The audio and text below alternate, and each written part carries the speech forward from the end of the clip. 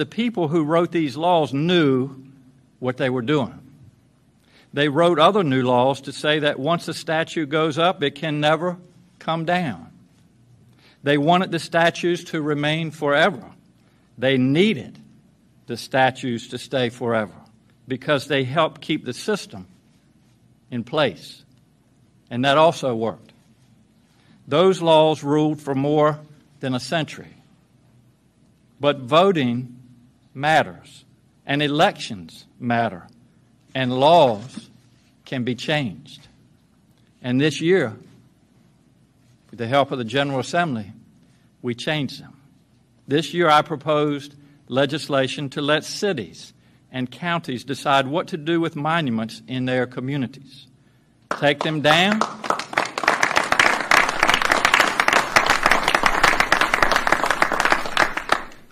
Take them down, move them somewhere else, or add additional context. That law takes effect in 4 weeks, and then local communities will decide. I know Richmond is going to do the right thing. But the Lee statue is unique. It's different from every other statue in Virginia, both in size and in legal status. You see, the state owns it, unlike most other statues. That was another part of the plan, to keep it up forever. It sits on a 100-foot circle of land, a state-owned island surrounded by the city of Richmond. The whole thing is 6 stories tall. It towers over homes, businesses, and everyone who lives in Virginia, from elegant Monument Avenue to the public housing neighborhood of Gilpin Court. The statue itself weighs 12 tons, and it sits atop a large pedestal. Now, a pedestal is a place of honor. We put things on pedestals when we want people to look up. Think about the message that this sends to people coming from around the world to visit the capital city of one of the largest states in our country, or to young children.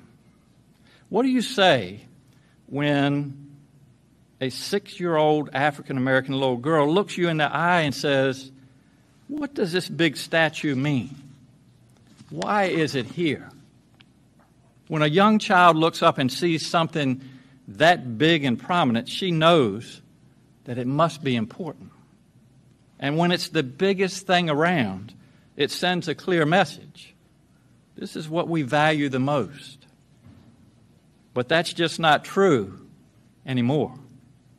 You see, in Virginia, we no longer preach a false version of history, one that pretends the Civil War was about state rights and not the evils of slavery. No one believes that any longer.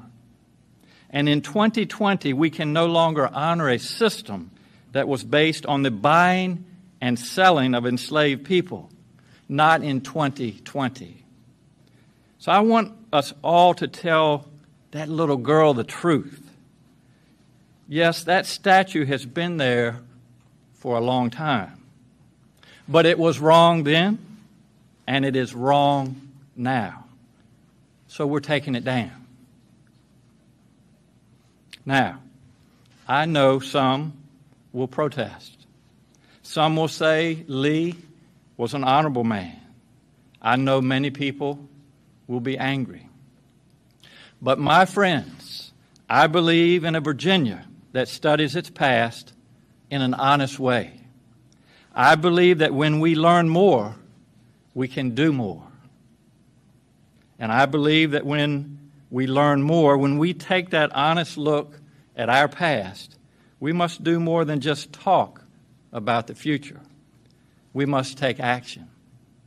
So I am directing the Department of General Services to remove the statue of Robert E. Lee as soon as possible.